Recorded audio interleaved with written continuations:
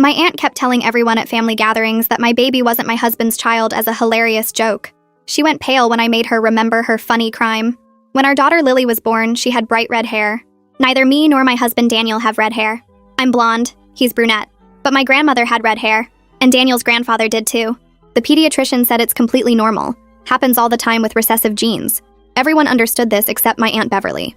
At Lily's first family gathering when she was 3 weeks old, Beverly took one look at her and said, "Well, we know what happened here," while winking at everyone. I asked what she meant. She laughed and said red hair doesn't come from nowhere. Maybe I had some explaining to do. Daniel's face went tight, but he stayed quiet. My mom told Beverly to stop being ridiculous. Beverly said she was just joking. Couldn't anyone take a joke anymore? But she didn't stop. Every single family event, Beverly would make comments. At my nephew's birthday, she asked Daniel if he wanted a paternity test for Christmas. At Easter, she told my cousin that Lily looked just like the mailman. At the 4th of July barbecue, she asked me in front of 15 relatives if I wanted to confess anything. Each time she'd laugh and say she was kidding. But Daniel stopped coming to family events after the 3rd time. Said he couldn't listen to it anymore. My mother-in-law heard about Beverly's jokes from my cousin. She started asking questions. Was Daniel sure? Had we considered testing? She never said these things to me, only to Daniel. He told me she was concerned about him being naive. His brother started making comments too. Subtle at first, then more direct. Asking Daniel if he noticed Lily didn't have his nose, pointing out she was tall for her age when both Daniel and I were average height. Daniel started looking at Lily differently. Not with suspicion exactly, but with questions. He'd stare at her features during feeding time, compare her baby pictures to his. One night I caught him looking up DNA testing websites on his phone. He said he was just curious about ancestry stuff. Beverly thought she was being hilarious. At Thanksgiving, she brought a 23andMe kit as a gift, wrapped it in baby paper with a card that said, "For when you're ready for the truth." She announced to the whole table what it was, said every family needed honesty. Daniel walked out, left me there with our baby and 20 relatives staring at us. I followed him to the car. He was crying. Said he hated himself for doubting, but the constant jokes were getting to him. That maybe we should do the test just to shut everyone up. I said if he needed a test after 3 years together and a planned pregnancy, then we had bigger problems than Beverly. We went home without eating dinner. Beverly texted me that night saying Daniel was too sensitive and couldn't handle a little teasing. That if I had nothing to hide, I wouldn't be so defensive. I didn't respond, but she kept going. Posted old pictures on Facebook of red-headed actors with captions like "Lily's real daddy." Tagged me in articles about recessive genes with laughing emojis and comments like "Sure, John." Started a group chat with female relatives asking if anyone else thought it was suspicious. My cousin told me Beverly was placing actual bets on when Daniel would leave me. The breaking point came at Lily's first birthday party. We'd only invited close family, made it clear Beverly wasn't welcome. She showed up anyway, brought a gift. When Lily opened it in front of everyone, it was a onesie that said, "Daddy's maybe" on it. The room went silent. Daniel stood up, took Lily, and walked to our bedroom. I heard the door lock. Beverly was laughing, saying we needed to lighten up, that she'd bought it as a gag gift, that everyone was too uptight these days. That's when I lost it. I told her she was a miserable woman who destroyed relationships for entertainment, that her 3 divorces made sense now, that even her own kids didn't talk to her and everyone knew why. She said I was being dramatic over a little joke. I said her joke was destroying my marriage. She said if my marriage was that weak, it deserved to be destroyed. My mom tried to intervene, but I wasn't done. I announced to everyone that Beverly had been spreading rumors for a year, that she'd placed bets on my marriage ending, that she'd made Daniel so paranoid he was looking at DNA tests, that this wasn't humor, it was cruelty. Beverly tried to leave, but I followed her to the door. Told her if she ever contacted us again, ever made another joke, ever mentioned my daughter's hair color, I'd tell everyone about the money she stole from Grandma's estate. Her face went white. Beverly's mouth opened and closed like she was trying to find words, but nothing came out. The living room behind me had gone completely silent. Not even the sound of someone shifting their weight or clearing their throat. I could feel every single relative staring at us, watching this moment play out like they were frozen in place. Beverly's hand gripped the doorframe and her knuckles went white against the wood. She tried to force a laugh, that same high-pitched sound she always made after her jokes, but it came out shaky and wrong. She waved her hand at me like I was being silly, and said something about how I was being so dramatic over nothing. Her voice cracked on the last word, and she took a step backward onto the front porch. I followed her and spoke loud enough that everyone inside could hear me clearly through the open door. I said we could discuss grandmother's missing $15,000 right here in front of everyone if that's what she wanted. I asked if she'd like to explain how grandmother's signature appeared on checks during the last 6 months when she couldn't even hold a pen anymore. Beverly's face went from white to red, and she shook her head fast while backing down the porch steps. She said I was a liar, and I was making things up to hurt her. I took another step forward and told her I had copies of every single forged check locked in my safe. She turned and practically ran to her car, fumbling with her keys and dropping them twice before getting the door open. Her tires squealed when she backed out of the driveway, and I watched her taillights disappear down the street before I turned around. My mother was standing right behind me when I walked back inside. She grabbed my arm and pulled me toward the kitchen while everyone else stood around pretending they weren't staring. Mom's face was tight and her voice came out in a harsh whisper, asking me what I was talking about with estate money. I leaned against the kitchen counter and told her the whole story. 2 years ago, when I was helping clean out grandmother's house, I found a folder of bank statements in her desk. The statements showed checks written in the last 6 months of her life, all made out to Beverly, totaling over $15,000. I'd seen grandmother try to write her name on a birthday card during that time, and she couldn't do it. Her hands shook too much, and the letters came out as scribbles. I told Mom I'd compared the signatures on the checks to grandmother's real signature from before she got sick, and they didn't match. Mom's hand went to her mouth, and she asked why I never said anything. I explained that grandmother had just died and everyone was sad and fighting over money seemed wrong when we'd just buried her. I said I kept the copies just in case but hoped I'd never need them. Mom closed her eyes and took a deep breath before saying she believed me, and she was sorry I'd been carrying that secret alone. When we walked back to the living room, people were already gathering their things and heading for the door. Nobody looked at me directly. They all found reasons to study their phones or check on their kids or remember something they forgot in their car. The whole party cleared out in less than 20 minutes with people making awkward excuses about early mornings and long drives. Scarlett was one of the last ones to leave, and she pulled me into a tight hug before she walked out. She whispered right in my ear that it was about time someone stood up to Beverly. She said she was sorry she didn't say something sooner, that she should have told me about the betting pool weeks ago instead of waiting. I hugged her back and told her I understood, and I wasn't mad at her. She squeezed my hand once more before heading out to her car. The house felt strange and quiet after everyone left, with half-eaten cake on plates and decorations still hanging everywhere. I walked down the hallway to our bedroom and knocked softly on the door. I said everyone was gone and it was just us now. The lock clicked and Daniel opened the door slowly, moving carefully like he didn't want to wake the baby. Lily was asleep on his shoulder with her little hand curled against his neck and her red hair sticking up in every direction. Daniel's eyes were red and puffy and I could see tear tracks on his cheeks. He didn't say anything, just stepped back to let me in before closing the door behind us. We sat on the bed next to each other. Not touching at first, just watching Lily sleep between us on the blanket. Her chest moved up and down with tiny breaths, and she made little sounds in her sleep. Daniel and I sat there for what felt like forever, neither of us knowing what to say or how to start. Finally, he spoke in a voice that was barely above a whisper. He said he was sorry for doubting me, sorry for letting Beverly's poison get into his head, sorry for not defending me better to his family. I told him I was sorry too. Sorry I let it go on so long before I fought back. Sorry I didn't shut Beverly down the first time she made a joke. We sat in silence for another few minutes before Daniel reached over and took my hand. That night, after we put Lily in her crib and turned on her nightlight, Daniel sat on the edge of our bed and told me something that made my stomach drop. He said he'd actually made an appointment for a DNA test next week at a lab downtown. His voice shook when he talked and he couldn't look at me. He said he felt disgusted with himself for even considering it, but Beverly's constant comments had gotten so deep into his head that he couldn't stop the doubts from creeping in. He said he'd lie awake at night looking at Lily's red hair and wondering, hating himself for wondering but unable to stop. He told me he'd been planning to go alone without telling me, just to get the test done and prove to himself that he was being crazy. I sat down next to him and put my hand on his back. I told him I understood why he felt that way, and I wasn't angry at him. I said if taking the test would give him peace and kill the doubts Beverly planted, then we should do it together. Daniel's face crumpled and he started crying, really crying in a way I'd never seen before. He put his head in his hands and his whole body shook. He said he didn't want to be the kind of husband who needed proof, didn't want to be the kind of father who looked at his daughter and questioned if she was really his. He said he loved Lily more than anything in the world, and he hated that Beverly had made him doubt something he knew in his heart was true. I held him while he cried and told him it was okay, that we'd get through this together.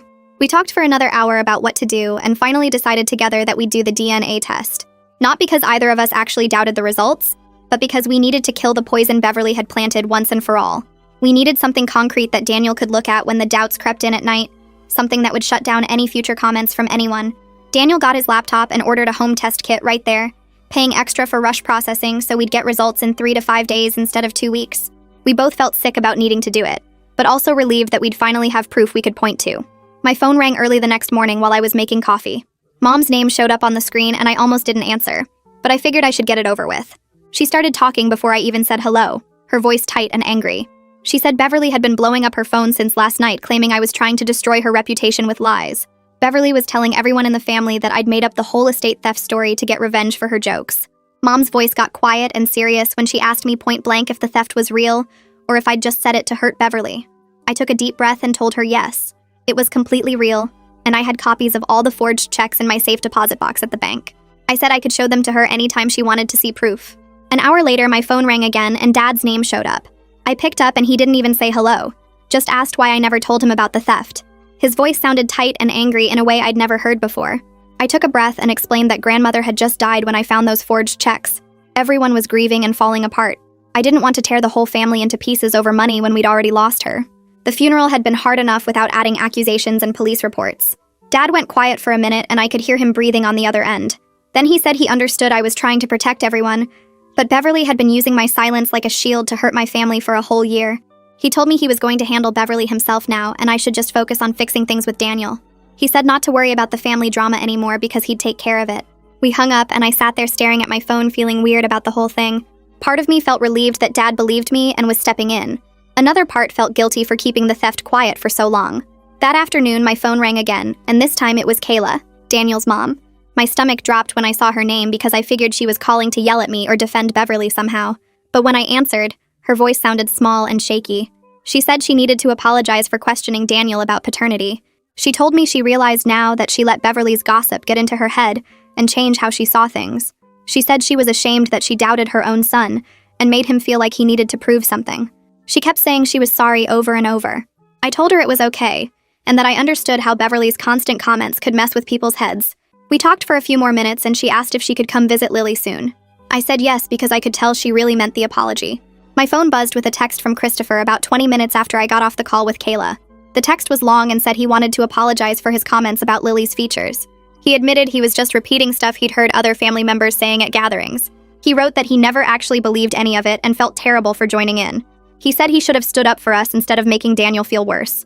I texted back that I appreciated him saying that and it took guts to admit he was wrong. 2 days later, we did the DNA test. Daniel opened the kit at the kitchen table while Lily played with blocks on the floor. The instructions said to swab the inside of the cheek for 30 seconds. Daniel did his first, rubbing the long cotton swab against the inside of his mouth while watching the timer on his phone. Then I held Lily still while he did hers, which was harder because she kept trying to grab the swab and bite it. We got enough cells, though, and sealed both swabs in their separate tubes. The kit came with a prepaid shipping envelope, and we walked to the post office right away to send it overnight. The lady behind the counter scanned it and said it would arrive tomorrow. The waiting period was 3 to 5 business days after they got it. Walking back to the car, Daniel grabbed my hand and squeezed it hard. Neither of us said anything, but I knew we were both thinking the same thing. Every hour was going to feel like torture, even though we both knew what the results would say. 3 days into the waiting period, I got an email notification on my phone. Beverly's name popped up in my inbox and my hands started shaking before I even opened it. The email was long, maybe 10 paragraphs, and she called me vindictive and cruel in the first sentence. She claimed the estate situation was just a misunderstanding, and I was using it to manipulate the whole family against her. She wrote that I'd always been jealous of her close relationship with grandmother, and that's why I was making up lies now. She said I was a terrible person for destroying family bonds over a joke that was meant to be funny. The email went on and on about how I was too sensitive and couldn't handle teasing. She accused me of turning everyone against her because I wanted attention and sympathy. By the end, she was saying I'd regret using lies to hurt her. I read it twice and felt my face getting hot with anger. I didn't write back to Beverly. Instead, I just hit the forward button and sent the whole email to Dad without adding any comments. He replied in less than 5 minutes. His message said he'd already contacted the estate lawyer that morning, and they were pursuing legal action against Beverly. He wrote that Beverly was no longer welcome at any family gathering he hosted, and he'd made that clear to everyone. He told me to block her number and email so she couldn't contact me anymore. I did exactly that. The next day, Scarlett called while I was folding laundry. She asked how I was holding up after everything that happened at the party. I told her I was okay, just waiting on the DNA results and trying not to think about Beverly. Scarlett got quiet for a second and then said she needed to tell me something. She revealed that Beverly had actually gotten 5 other relatives to put money in the betting pool about my marriage ending. She listed their names, and I felt sick hearing some of them because they were people I thought liked me. Scarlett said she refused to participate when Beverly asked her to join. She told me she'd even argued with Beverly about how wrong it was, but she didn't tell me before because she thought I already had enough stress. I thanked her for telling me now and for not joining in. After we hung up, I sat on the couch for a while just processing the fact that 6 people in my family had been betting on my marriage falling apart. Day 4 of waiting arrived and I was feeding Lily breakfast in her high chair when Daniel came into the kitchen holding an envelope. His face looked pale and his hands were shaking slightly. He said the results came in the mail. I put down Lily's spoon and watched him open the envelope slowly, like he was scared of what might be inside even though we knew. He pulled out the paper and stared at it for what felt like a full minute without moving. Then he turned it around to show me. The paper had official letterhead at the top and a bunch of technical language I didn't understand. But right in the middle in bold letters it said, 99.9% probability of paternity. Daniel's eyes filled up with tears and so did mine. We just stood there in the kitchen crying while Lily banged her plastic spoon on her tray and babbled at us. Daniel came over and hugged me so hard I could barely breathe. Neither of us said anything for a long time. That afternoon, Daniel disappeared into the garage for about an hour. When he came back in, he was holding a simple black frame he'd bought at the store. He'd put the DNA results inside it. I asked him what he was doing, and he said he wanted to hang it in Lily's nursery. I thought that was kind of weird at first, like who frames a paternity test? But he explained that he wanted a reminder of how close he came to letting someone else's poison destroy his family. He said every time he walked into her room and saw that frame, he'd remember what we survived together and how we didn't let Beverly win. We hung it on the wall next to the growth chart, and Daniel stood there looking at it for a long time. I put my arm around his waist and leaned against him. The frame looked strange hanging there with all the cute baby decorations around it, but I understood why he needed it there. 2 days later, my mom called while I was doing dishes and asked if we'd come to Sunday dinner at their house. She said she needed to see us and promised Beverly wouldn't be there. Her voice sounded tired and sad when she told me she was heartbroken about everything that happened, but she believed me about the estate theft. She said I did the right thing finally using that information to protect my family. I told her we'd come and she sounded relieved. That Sunday, we drove to my parents' house with Lily in her car seat babbling the whole way. Daniel seemed nervous and kept adjusting his grip on the steering wheel. When we walked in, about a dozen relatives were already there sitting around the dining room table. My dad stood up as soon as he saw us and hugged me tight. Then he asked everyone to sit down because he had something important to say. The room got quiet and people stopped passing dishes around. Dad cleared his throat and announced that he'd filed a formal complaint with the police about the forged checks Beverly wrote from grandmother's accounts. Several cousins gasped and my Aunt Sarah put her hand over her mouth. But my uncle nodded like he'd been expecting this, and Scarlett reached over to squeeze my hand under the table. Dad said he had copies of everything, and the police were taking it seriously. My mom started crying quietly, and Daniel put his arm around my shoulders. The next afternoon, I was folding laundry in the living room when my phone rang from a number I didn't recognize. I answered it and heard a woman crying so hard she could barely talk. She said her name, and I realized it was Beverly's daughter calling me. She begged me to drop the theft charges and said her mother made a mistake but didn't deserve to go to jail. I sat down on the couch because my legs felt shaky. I told her as gently as I could that I wasn't pressing charges. My father was, and it was out of my hands now. She kept crying and said her mom had problems, but she was still her mom. I said I understood that. But Beverly had a whole year to stop attacking my family, and she chose to keep going. Beverly's daughter said I was being cruel and hung up on me. I sat there holding the phone for a while, feeling sick to my stomach even though I knew I'd done nothing wrong. That night after Lily went to bed, Daniel and I were sitting on the couch watching TV when he muted it suddenly. He turned to me and said he thought we should start seeing a marriage counselor. My stomach dropped because I worried he was going to say he wanted a divorce. But he explained that the DNA test proved biology and genetics, but it didn't automatically fix the fact that he doubted me for months. He said those doubts did damage and we needed help working through it. I felt relieved and scared at the same time. I told him I thought that was a good idea and he squeezed my hand. He'd already looked up a few counselors who specialized in family issues and trust problems. We made an appointment for the following week. The first counseling session felt awkward from the moment we sat down on the therapist's couch. The counselor was a woman in her 50s who asked us to explain why we were there. Daniel started talking and admitted he felt ashamed of his doubts about Lily's paternity. His voice cracked when he said he hated himself for letting Beverly's poison get into his head. Then it was my turn, and I said I resented him for not defending me more strongly to his family. I told the counselor I felt alone dealing with Beverly's attacks, while Daniel stayed quiet or avoided family events. The counselor listened to both of us and said these were completely normal feelings after what we'd been through. She explained that trust damage takes time to heal, and we shouldn't expect everything to be fixed immediately, just because we had proof. She gave us some exercises to do at home about communicating our feelings without blaming each other. When we left, I felt exhausted, but also a little hopeful. 2 weeks after the birthday party disaster, Daniel got a text from Beverly's husband asking if we could all sit down and have a conversation. Daniel showed me the message and asked what I thought. I said absolutely not, but it was his decision too. Daniel texted back that Beverly wasn't safe for our family right now and we needed space. His hands were shaking while he typed it.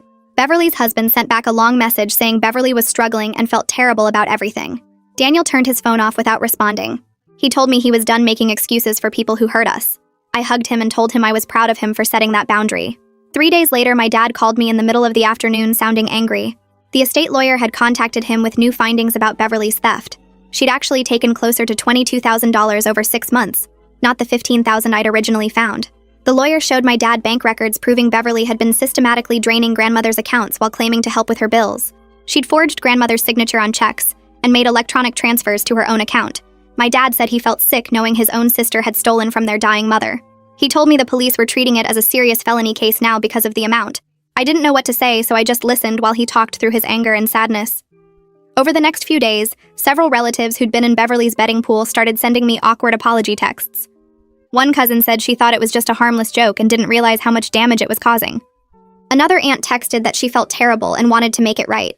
I read each message but didn't respond to most of them.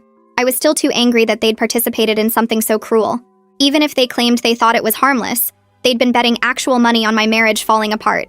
Scarlett called to tell me she'd heard 2 of them were trying to get others to pressure me into accepting their apologies. I told her I'd forgive them when I was ready and not before.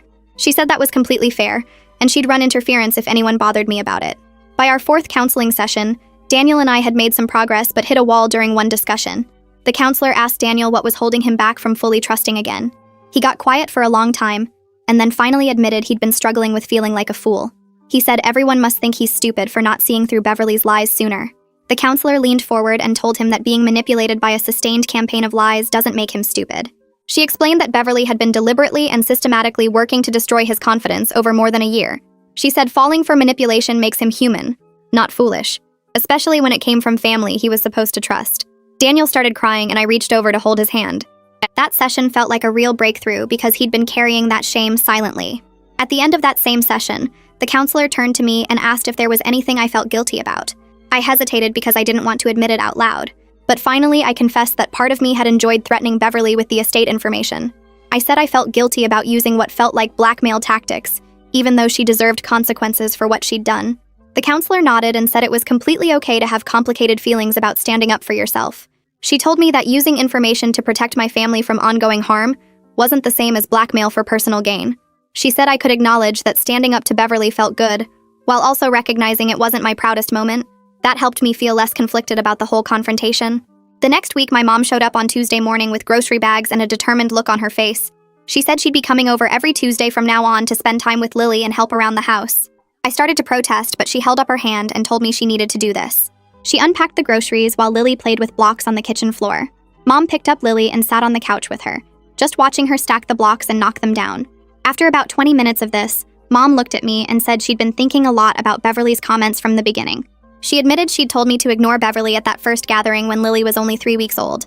Mom said she wished she'd shut Beverly down harder right from the start, instead of treating it like harmless family nonsense. She told me she'd spent years trying to keep peace in the family by minimizing problems, and she was done with that approach. I sat down next to her and told her I understood why she'd reacted that way. Mom shook her head and said, understanding didn't make it right, and she should have protected me and Daniel better. She came back the following Tuesday and every Tuesday after that. Sometimes she'd bring lunch, sometimes she'd just play with Lily while I caught up on laundry or took a shower without rushing. It became this steady thing I could count on. 2 weeks after Mom started her Tuesday visits, Kayla called Daniel and asked if we'd come to dinner at their house on Saturday. Daniel asked if this was about Beverly, and Kayla said yes. His whole family wanted to talk to us. I could see Daniel tense up on the couch while he listened to his mom on the phone. He told her we'd think about it and call her back. But after he hung up, we sat there for a while not saying anything. Finally, Daniel said he thought we should go because his family owed us an actual apology, and this seemed like they were trying to give one. I agreed, but told him we'd leave the second anyone made excuses for their behavior. Saturday came and we drove to Kayla's house with Lily in her car seat. Daniel's brother Christopher answered the door and immediately said he was glad we came. The whole family was there in the dining room. Kayla had made this big meal with Daniel's favorite foods. We all sat down, and it was incredibly awkward at first with everyone just passing dishes around in silence. Then Kayla put down her fork and looked directly at both of us. She said she needed to say something formal and important. She told us that Daniel's family had failed to trust his judgment and support his marriage when he needed them most. Kayla said they'd let Beverly's rumors influence them instead of believing in Daniel's character and integrity. She apologized for questioning him about paternity, and for making him feel like his own mother doubted him. Christopher jumped in and apologized for his comments about Lily's features, and for repeating gossip instead of supporting his brother. Daniel's dad, who'd been quiet this whole time, said he was ashamed he hadn't stepped in to stop the family from piling on. The dinner lasted 3 hours, and it was uncomfortable the entire time, but I could tell everyone meant what they were saying. On the drive home, Daniel said it felt necessary, even though it was painful to sit through. The following week, my dad called and asked me to meet him for coffee. I left Lily with Daniel and met Dad at the coffee shop near our house. He looked tired when I walked in. We got our drinks and sat in the corner booth. Dad told me that Beverly had been formally charged with felony theft and forgery related to the estate fraud. He said the prosecutor had looked at all the bank records and forged signatures, and decided this was a serious case worth pursuing. I asked him if he was okay with Beverly facing criminal charges. Dad was quiet for a minute and then said he'd actually pushed for the charges to be filed. He told me Beverly needed to face real consequences, not just family disapproval and people being mad at her. Dad said that without legal consequences, Beverly would just wait for everything to blow over and then go back to her old behavior. I told him I felt conflicted about the whole legal route even though I knew Beverly deserved punishment. He reached across the table and squeezed my hand. Dad said he understood my conflict, but this was bigger than just what Beverly did to my marriage. He explained that she'd stolen from their dying mother and betrayed the family's trust in the worst possible way. The charges were filed and Beverly would have to answer for that in court. I asked if he thought she'd go to jail. Dad said he didn't know, but he hoped she'd at least get probation and have to pay restitution. Our counseling sessions continued every week, and slowly things started shifting between Daniel and me. The counselor gave us homework about rebuilding intimacy through small daily actions instead of trying to fix everything at once. Daniel took the assignment seriously. He started leaving me notes in random places around the house. I'd find them in my coat pocket or tucked into the bathroom mirror or stuck to the coffee maker. The notes would say things like why he loved me or what he appreciated about me that day. One note said he loved how patient I was with Lily even when I was exhausted. Another said he was grateful I'd fought for our family when he'd been too beaten down to fight himself. I made an effort to be more open about my feelings instead of trying to handle everything alone like I usually did. When I felt overwhelmed, I told him instead of just pushing through. When I was scared about the Beverly situation, I talked to him about it instead of keeping it inside. The counselor said these small changes were building new patterns of trust and communication. It felt awkward at first because we'd gotten so used to just surviving and managing crises, but after a few weeks it started feeling more natural. Daniel would ask me how I was really doing, and I'd actually tell him the truth. I'd ask him what he needed from me, and he'd be honest about it. We were learning how to be a team again, instead of two people just trying to get through each day. 3 months after the birthday party confrontation, my dad called with news about Beverly's case. She'd taken a plea deal and pleaded guilty to reduced charges. Instead of felony theft, they'd reduced it to a lesser charge in exchange for her guilty plea. Beverly got 2 years probation, had to pay full restitution of the $22,000 she'd stolen, and had to complete 200 hours of community service. Dad said the criminal record was what really mattered because it created official consequences for her actions. I asked if he'd talked to Beverly at all. He said no, and he didn't plan to anytime soon. Dad told me Beverly's daughter had called him crying and begging him to forgive Beverly, but he'd told her that forgiveness would take time, and Beverly needed to focus on her legal consequences right now. The plea deal meant no trial, which was a relief because none of us wanted to testify in court, but it also meant Beverly had admitted in an official legal setting that she'd stolen from our grandmother. That admission felt important somehow, like it made everything real and documented instead of just family drama. My cousin's wedding was scheduled for late September, and we got the invitation in the mail. Daniel looked at it and asked if I thought Beverly would be there. I called my cousin directly and asked. She told me Beverly wasn't invited and wouldn't be attending any family events for the foreseeable future. She said too many people were still angry and hurt by what Beverly had done. The wedding was on a Saturday afternoon at a hotel ballroom. We got dressed up and brought Lily in this little flower girl dress even though she wasn't actually in the wedding party. The ceremony was nice and the reception had good food and music. What struck me most was how relaxed everyone seemed. Usually at family gatherings there was this underlying tension, people watching what they said and being careful. But without Beverly there stirring things up and making comments, everyone just enjoyed themselves. Multiple relatives came up to us and said how nice it was to see Daniel at a family event again. One aunt told me she'd forgotten how much fun these gatherings could be without drama. Daniel actually stayed for the entire reception. He danced with me and with Lily. He talked to my cousins and laughed at my uncle's bad jokes. On the drive home, he said that was the first family event in over a year where he didn't spend the whole time wanting to leave early. He said he'd actually enjoyed himself and remembered why he liked my family in the first place. Lily started taking her first real steps a few weeks after the wedding. She'd been cruising along furniture for a while, but one Tuesday when my mom was over, Lily just let go of the coffee table and walked 5 steps to Mom's outstretched arms. Mom started crying and calling for me to come see. Daniel got home from work 20 minutes later and Mom made Lily do it again. Daniel scooped her up and spun her around, completely present in the moment without any shadow of doubt on his face. Over the next few weeks, Lily started saying more words too. She'd been saying mama and dada for months, but now she added more words like ball and dog and juice. Daniel was there for all of it, celebrating every new word and every wobbly step. One night, I was watching him play with Lily on the living room floor, making her giggle by pretending to steal her toy and give it back. His face was completely relaxed and happy. I realized in that moment just how much damage Beverly had actually caused. For months, Daniel had looked at Lily with this tension in his expression, this question mark hanging over everything. Now that was completely gone, and he could just be her dad without any of that poison in his head. The difference was so clear it almost made me cry. My relationship with Scarlett had gotten stronger through all of this. She called me at least once a week just to check in, and we'd started meeting for lunch every other week when our schedules allowed. One afternoon, we met at a sandwich shop near her work. After we ordered, Scarlett told me she'd been doing a lot of thinking about toxic family members in her own life. She said watching what happened with Beverly had made her realize she needed better boundaries with certain relatives.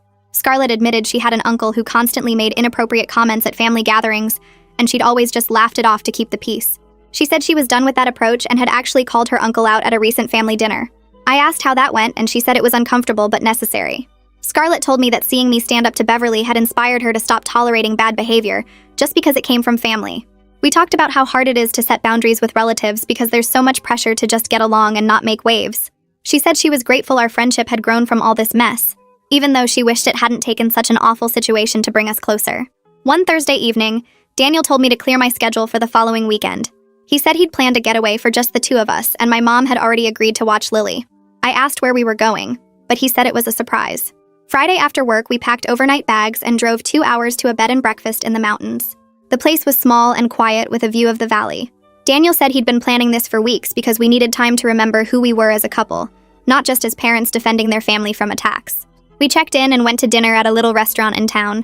It felt strange at first being without Lily, like we'd forgotten how to just be Daniel and me. But by the time dessert came, we were actually relaxing and talking about things that had nothing to do with Beverly or family drama or legal cases.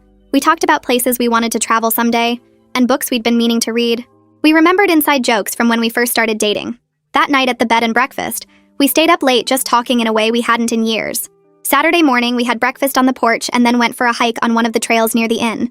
The fall leaves were changing colors and the air was cool and clear. About halfway through the hike, we sat on a bench overlooking the valley. Daniel started talking about his dad and how his father had always avoided conflict no matter what. He said he'd been scared of becoming that kind of person, someone who just stayed quiet while bad things happened around him. Daniel told me he felt like he'd almost become his dad during the whole Beverly situation, just withdrawing and hoping it would go away instead of fighting back. I told him about my own fears of being walked over the way my mom sometimes was in family situations. I admitted I'd always seen my mom as someone who prioritized peace over standing up for herself, and I'd been terrified of becoming that person. We talked about how we both came into this marriage carrying our parents' patterns and fears. Daniel said the counseling had helped him see that he could choose to be different, that he didn't have to repeat his father's mistakes. I said I'd learned I could set boundaries and fight for my family without becoming bitter or cruel like Beverly.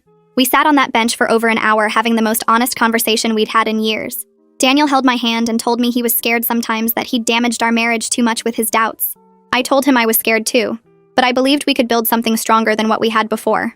We hiked back to the inn and spent the rest of the day just being together without any agenda or pressure. Sunday morning, we drove home feeling more connected than we had in months.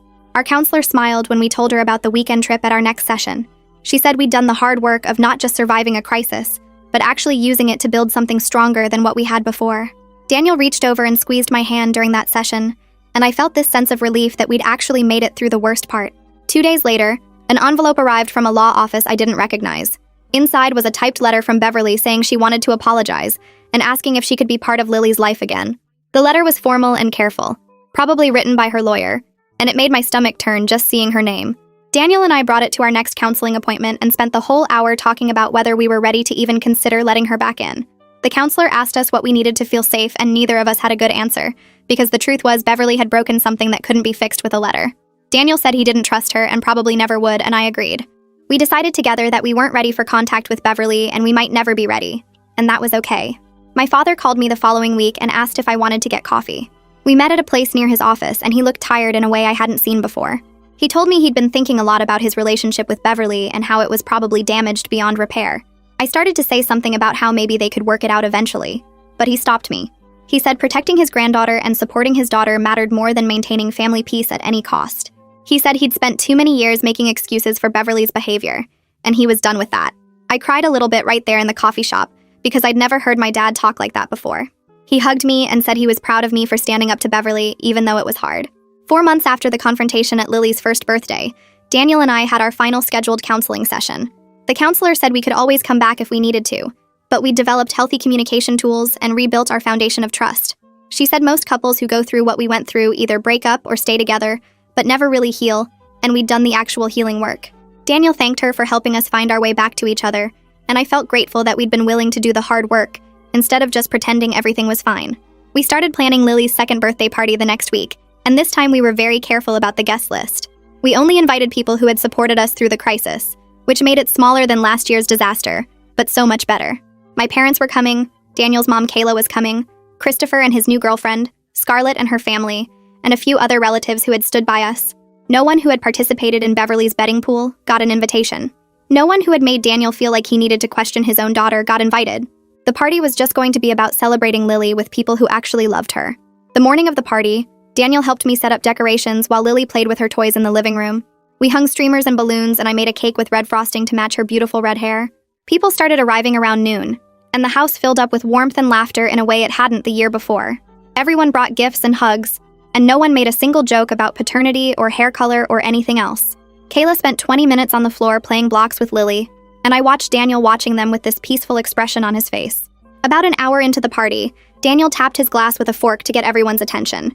He gave a short toast thanking everyone for standing by our family during a difficult time.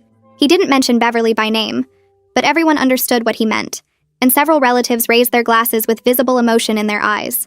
My mom wiped tears away, and my dad put his arm around her shoulders. Christopher stood up and added that he was grateful to be part of a family that knew how to support each other when it really mattered. Then it was time for cake, and we brought Lily to her high chair with the red frosted cake in front of her. She looked at it for about 2 seconds before smashing both hands right into the middle of it. Red frosting went everywhere, all over her face and hair and clothes, and everyone laughed and took pictures. I caught Daniel watching her with pure joy and zero doubt on his face, and that moment felt like the real victory. Not the confrontation with Beverly or the legal consequences or even the DNA test. Just Daniel looking at our daughter covered in cake and seeing nothing but love. My mother pulled me aside while Daniel was helping Lily get cleaned up. She told me she was proud of how I'd fought for my family. She said she'd been thinking about times in her own life when she should have been more assertive, and I'd inspired her to work on that. I hugged her and told her it meant a lot to hear her say that. Christopher came over with a woman I'd never met before, and he introduced her as his girlfriend Joyce. He told her this was his niece Lily, the smartest and cutest kid in the whole family. Daniel caught my eye across the room and smiled, and I knew he'd heard it too. After everyone left and we'd said our goodbyes, Daniel and I cleaned up together while Lily napped in her room. We picked up wrapping paper and put away leftover food and wiped frosting off the walls. Daniel said this birthday felt completely different from last year, and I agreed. He told me he was grateful we'd gone through hell together, because now he knew our marriage could survive anything. I said I felt the same way, and we finished cleaning in comfortable silence, just being together in our home with our daughter sleeping safely nearby. A few weeks after the party, Beverly's daughter called while I was doing laundry. I let it go to voicemail at first, but she called back twice, so I answered. She asked if we could talk about letting her kids spend time with Lily since they were cousins, and shouldn't be punished for their grandmother's behavior. I told her I understood where she was coming from, but we needed to protect our peace right now. She asked how long that might take, and I said honestly I didn't know. Maybe someday, but not today. She was quiet for a minute, then said she understood and hoped we could work toward it eventually. After we hung up, I felt guilty, but also relieved that I'd held the boundary without caving to pressure. Daniel came home from work the next Tuesday with this huge smile on his face. He picked up Lily and spun her around, then kissed me and said he got the promotion he'd been hoping for. His boss told him during the review that his communication skills had improved dramatically over the past 6 months. Daniel said he'd actually mentioned the counseling to his boss in a general way, talking about how working on personal growth had helped him professionally. That night after Lily went to bed, Daniel told me the whole nightmare with Beverly had taught him to stand up for himself in all areas of his life. He said he used to avoid conflict at work too, just like he did with family, but counseling showed him how to be direct without being aggressive. The following Sunday, we tried out a parents group at our church that someone had mentioned to us. About 8 couples sat in a circle in the church basement with coffee and donuts. The facilitator asked everyone to share one family challenge they were navigating. We heard about in-laws who ignored boundaries, parents who played favorites with grandchildren, siblings who caused drama at every gathering. When it was our turn, I gave a brief version of what happened with Beverly without using her name. 3 different people nodded like they'd experienced something similar. After the meeting, 2 couples came up to talk to us more and we exchanged numbers. Daniel said on the drive home that it felt good to know we weren't the only ones dealing with complicated family stuff. My parents invited us over for dinner a few days later. Dad grilled burgers while Mom and I made salad and Lily played in their backyard. Over dinner, Dad brought up Beverly without me having to prompt it. He said he'd been thinking a lot about how he handled things over the years. He told me he wished he'd addressed Beverly's behavior a long time ago instead of staying silent and enabling it. Mom agreed and said she felt the same way, that they'd both chosen peace over protection. I told them I understood why they did it, that confronting family is hard. Dad said watching me stand up to Beverly showed him it was possible to set boundaries without destroying yourself in the process. The conversation felt different from our usual surface-level small talk, more honest and real. I ran into one of the relatives who'd been in Beverly's betting pool at the grocery store the next week. She was in the produce section and saw me before I saw her. She walked over looking nervous and said she'd been hoping to talk to me. She apologized again for participating in the betting pool. said she felt terrible about it. This time, instead of walking away, I actually listened. I told her I accepted her apology and hoped she learned something about how gossip that seems harmless can actually destroy people. She nodded and said she definitely had, that she'd been thinking about it constantly. We talked for a few more minutes and it wasn't comfortable, but it felt necessary. That evening, Daniel and I were cleaning up after dinner when he brought up the idea of having another baby. I stopped loading the dishwasher and looked at him. He said he'd been thinking about it for a while and felt like we were in a good place now. For the first time since Lily was born, I wasn't immediately worried about what color hair another baby might have or what anyone might say. I told Daniel that and he grinned. He said he hoped they had red hair too, just to make a point. We both laughed and agreed we'd start trying in a few months once we felt completely ready. Christmas came and a card arrived in the mail with Beverly's return address. Daniel brought it in from the mailbox and we both stared at it on the kitchen counter. He asked if I wanted to open it and I said no. We'd talked about this in counseling, about how any contact with Beverly had to be on our terms and timeline, not hers. We weren't ready yet and might never be ready. Daniel put the card in a drawer unopened and we went on with our day. Kayla started coming over every Thursday evening to watch Lily while Daniel and I went to dinner or just took a walk. She'd arrive with little gifts for Lily and spend hours playing with her on the floor.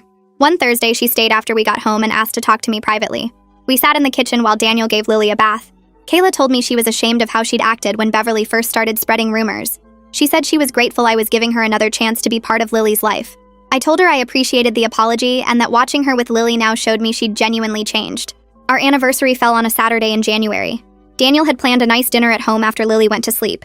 He cooked my favorite meal and we ate by candlelight at our dining table. After dessert, he pulled out a small wrapped box. Inside was a necklace with Lily's birthstone hanging from a delicate chain. He said this past year had taught him that I was the strongest person he knew. I told him that standing up to Beverly had been terrifying, but knowing he had my back made it possible. We sat together on the couch afterward, just holding hands and talking about how far we'd come. The next weekend, we drove to the cemetery where my grandmother was buried. It was cold and gray, but not raining. We bundled Lily up in her winter coat and walked across the grass to grandmother's headstone. Daniel held Lily while I told grandmother about her great-granddaughter who had her beautiful red hair. Lily reached out and touched the cold stone with her little hand. Daniel held my other hand the whole time, and I felt like grandmother would be proud of how we'd protected our family. We stayed for a few more minutes, then walked back to the car with Lily between us, each of us holding one of her hands while she tried to jump over puddles. 6 months later, my dad called while I was folding laundry in the living room. He said Beverly was moving to another state to live near her daughter, and he thought it was probably for the best. I asked if he'd talked to her, and he said no.